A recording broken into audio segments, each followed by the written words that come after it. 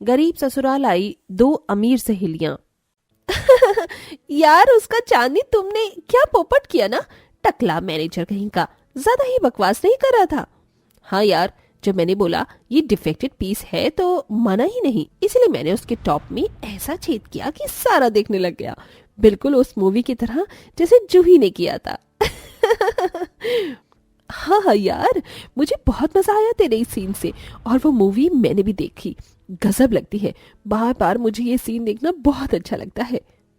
चलते चलते चांदनी एक सिंपल से विराज नाम के लड़के से टकरा जाती है, जिसे वो अपनी बाहों में संभाल लेता है। ओह सॉरी सॉरी, मैं थोड़ा जल्दी में था तो ध्यान नहीं दिया। आप ठीक तो है ना? जी हाँ, मैं ठीक हूँ। आपने मुझे थाम जो लिया। ओ लाला। ओ सॉरी सॉरी। इट्स ओके, मैं भी तो अपनी सहेलियों से बात करते हुए जा रही थी तो ध्यान नहीं था, बट थैंक यू। अरे तुम्हारा नैन मटक्का हो गया हो तो चांदनी हम चले, बहुत भूख लग रही है, होटल में चलते हैं। चलो आज पार्टी मेरी तरफ से, आफ्टर ऑल मेरे पापा ने मर्सिडीज जो खरीदी है। वो तो है। अमीर बाप की बेटी चांदनी अपनी दोनों अमीर सहेलियों को घर में मर्सिडीज लाने के मौके पर 5 स्टार होटल में ट्रीट देती हैं, जिसके बाद वो क्लब जाकर मजे भी करते हैं। वहां भी विराज के बारे में ही सोचती रहती हैं। वहां से बाहर निकलते ही फिर से दोनों की टक्कर हो जाती है और दोनों बिना पलक झपकाए एक दूसरे को देख रहे थे। ओ वाह, क्या कोइंसिडेंस है, हम एक ही दिन में दोबारा मिल गए। जी ये तो है। आप यहाँ? मैं अपनी फ्रेंड्स के साथ यहाँ पर पार्टी करने आई थी। अब आप अपना नाम भी बता दीजिए।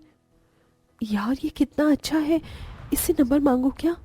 अरे कहाँ खो गई आप? मेरा नाम विराज है। मैं तो बस एक कस्टमर को छोड़ने आया था। मैं टैक्सी ड्राइवर हूं ना। ओह अच्छा, तो मैं आपको बुलाऊंगी, आप आएंगे ना? एक मिनट, आप ना मुझे अपना नंबर दे दीजिए। पर ये करीब है, छोड़ना, नंबर लेती हूँ। 11226005 ये मेरा नंबर है। चलना चांदनी, अब तुझे लेट नहीं हो रहा है क्या? चल हम अपने ऑडी से चलते हैं। आरती और कशिश हाथ पकड़कर उसे कार में बिठा देते हैं। यार तुम दोनों ने ऐसे क्यों किया उसके सामने? कितना एम्बैरेस फील हो रहा होगा उसे। हाँ आरती, ये चीज तो मुझे भी ठीक नहीं लगी तेरी। अरे तुम दोनों पागल हो गए हो क्या? वो गरीब है और तूने क्यों नंबर मांगा उस गरीब ड्राइवर का? ऐसे लड़के से प्यारा शादी करेगी क्या? वो तुझे खुश भी नहीं रख पाएगा। तो क्या हुआ, गरीब लोगों की जिंदगी नहीं होती क्या? उनके पास बिल्कुल खाने पीने का पैसा नहीं होता? ऐसे किसी को नहीं कहना चाहिए। आरती, मैं तो उससे मिलूंगी। फाइन, कशिश गाड़ी रोक, मेरा घर आ गया है, मैं जा रही हूँ। ओके यार, बट सुन तो। ये बोलते ही आरती कार से उतरकर चली जाती है। वो दोनों भी अपने अपने घर चले जाते हैं। वक्त गुजरता है। चांदनी कॉल करके विराज को बार बार बुलाती है और वो उसे कभी मॉल छोड़ता था तो कभी फ्रेंड्स के साथ इधर उधर, जिससे चांदनी को विराज के प्रति और अटैचमेंट हो जाती है और एक दिन वो अपने प्यार का इजहार उससे कर देती है। विराज, आई नो तुम कहाँ से बिलोंग करते हो, पर मैं तुम्हें सच में प्यार करती हूँ। फर्क नहीं पड़ता तुम गरीब हो या कैसे भी हो। मैं जानता हूँ चांदनी, लेकिन तुम्हारे अमीर घर वाले नहीं मानेंगे। फर्क नहीं पड़ता, पर मैं उनसे बात करने की कोशिश जरूर करूंगी। ये सुनते ही विराज गले लगा लेता है। घर जाकर चांदनी अपने माता पिता को विराज के बारे में सारी बातें बताती है, जिसे शादी के लिए वो इनकार कर देते हैं। नहीं नहीं, ऐसा नहीं हो सकता। सिर्फ ड्राइवर से कैसे शादी कर सकती है चांदनी? हमने तुझे पढ़ाया लिखाया, तू अमीर बाप की बेटी है और तू गरीब ससुराल जाकर नौकरानी की तरह काम करेगी? बिल्कुल नहीं। नहीं पापा, मैं शादी करूंगी तो सिर्फ उसी से ही, इसलिए मैं ये घर छोड़कर जा रही हूँ। ठीक है, अगर तेरी जिद यही है तो जा। चांदनी भी अपने सारा सामान पैक करके वहां से विराज के पास चली जाती है, जहां दोनों मंदिर में शादी करने वाले थे। अरे आरती, तू आ क्यों नहीं रही है? मैं मंदिर में तेरा इंतजार कर रही हूँ। कशिश तो आ गई है। मैं तुम दोनों के सामने शादी करना चाहती हूँ। तुम दोनों मेरी पक्की सहेली जो हो। सॉरी चांदनी, मैं नहीं आ सकती। तूने ये डिसीजन लेकर गलत किया है। कोई बात नहीं, तुम दोनों शादी कर लो, मैं तो हूं ना, एक दिन आरती समझ जाएगी। ये बोलते ही विराज और चांदनी शादी कर लेते हैं और वो उसे अपने गरीब घर में ले जाता है, जहां सास मैत्री गृह प्रवेश कर स्वागत करती है। आओ बहू आओ, तुम्हारा स्वागत है। मुझे विराज ने तुम्हारे बारे में सब कुछ बताया है। बहुत प्यारी बच्ची हो। जी माँ जी। दिन गुजरते हैं। अमीर चांदनी को गरीब ससुराल में रहने में कठिनाई आती तो है, पर धीरे धीरे वो ससुराल में सारे काम करना सीख जाती है। चूल्हे पर खाना बनाना भी और कुएं से पानी लाकर हाथ से कपड़े धोना भी। एक दिन विराज आता है तो चांदनी को हाथ से सिलाई करता हुआ देखता है। अरे आप आ गए, आपकी आंखों में आंसू क्यों?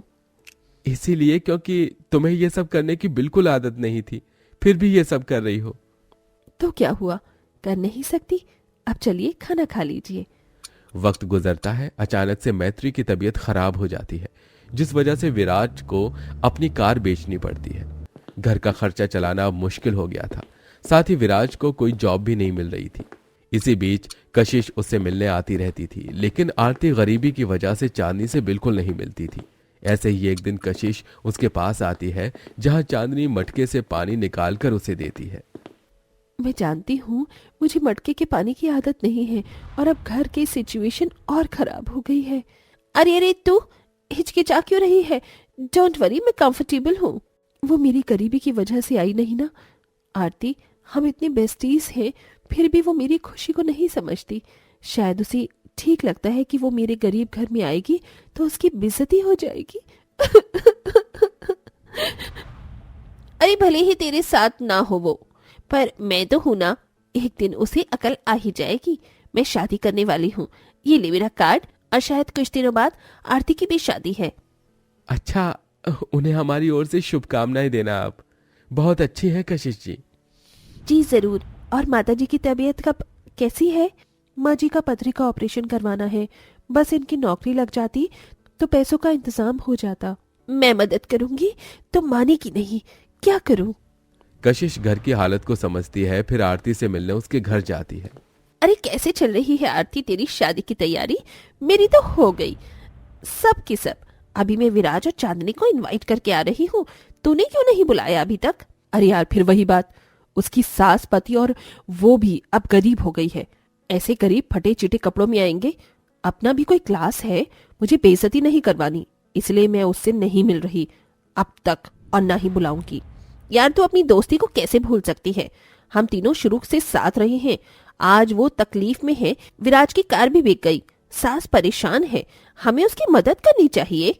सॉरी कशिश, मेरे पास फुर्सत नहीं है। तू पागल हो गई है? पैसों की पट्टी तेरी आंखों पर चढ़ गई है। ये बोलकर वहां से वो चली जाती है। दोनों की शादी हो जाती है, जहां गरीब सहेली कशिश की शादी में तो आती है, पर आरती उसे अपनी शादी में बिल्कुल इनवाइट नहीं करती। घर की परिस्थितियां संभालने के लिए पढ़ी लिखी चांदनी डेटा एंट्री का काम करके घर चलाने की कोशिश करती है। एक दिन उसे रास्ते में कॉल पर बात करते हुए आरती दिखाई देती है। हाँ यार मेरी शादी बहुत मस्त तरीके से हुई, तू आएगी ना मिलने? हाँ खिला दूंगी तेरी चीज। आरती आरती सुन ही नहीं रही, और ये कॉल पर बिजी है, इसका ध्यान ही नहीं है। मुझे जल्दी जाना होगा, आगे गड्ढा है। चांदनी उसके पास जल्दी जाकर उसे गिरने से बचाती है। तू पागल है क्या? तेरा ध्यान कहाँ था? अगर अभी तू गिर जाती तो? जान प्यारी नहीं है क्या? यह बोलकर चांदनी वहां से चली जाती है। आरती को अपनी गलती का एहसास होता है और वो कशिश से बात करके उसके घर की तकलीफ को दूर करने की कोशिश करती है और उसके सास का ऑपरेशन करवा देती है। दोनों सहेली गरीब सहेली के ससुराल पहुंचती हैं, जहां वो उसकी सास की सेवा कर रही होती है। ये देख चांदनी हैरान हो जाती है। अरे आरती, कशिश, तुम दोनों यहाँ और माँ जी के पास? विराज आप भी? हाँ चांदनी, तुम्हारी सहेली ने मिलकर माँ का ऑपरेशन करवा दिया, अब माँ बिल्कुल ठीक है। तुम जब ऑफिस में थी तब से ये दोनों ख्याल रख रही हैं। माँ जी आप ठीक हो गई? बहू तू भी अब आरती बिटिया को माफ कर दे। हाँ आरती, मैं यहाँ तुझसे माफी मांगने के लिए आई हूँ। बहुत शर्मिंदा हूँ, गरीबी की वजह से मैंने तुझसे नफरत कर ली और तुझे ना मिलने आई, ना ही शादी में बुलाया। इसके बाद भी उस दिन मेरी जान तूने बचाई, फिर मुझे अपनी गलती का एहसास हो गया, इसीलिए यहाँ आई और कशिश से मेरी बात हुई थी, इसलिए मैं तेरी मदद करने आई। ऐसे समय में दोस्त ही तो दोस्त के काम आते हैं। हाँ यार, और चिंता मत कर, मेरे पति ने विराज की नौकरी अपनी कंपनी में लगवा दी है, धीरे धीरे सब ठीक हो जाएगा। थैंक यू दोस्तों, मेरा साथ देने के लिए, मुझे समझने के लिए। अब तुम आ गई हो तो सब कुछ ठीक हो जाएगा, वरना मैं तो अकेले ही पड़ गई थी। भूल जा आरती जो भी कुछ हुआ, अब तीनों साथ रहेंगे, खुश रहेंगे। हाँ बिल्कुल। जीजू आई एम सॉरी। कोई नहीं, पुरानी बातों पर मिट्टी डालिए। ये बोलते ही सभी हंसने लगते हैं। इस तरह तीनों सहेलियां फिर से एक साथ खुशी खुशी रहने लगती हैं और गरीब सहेली के घर की परिस्थिति धीरे धीरे अच्छी हो जाती है।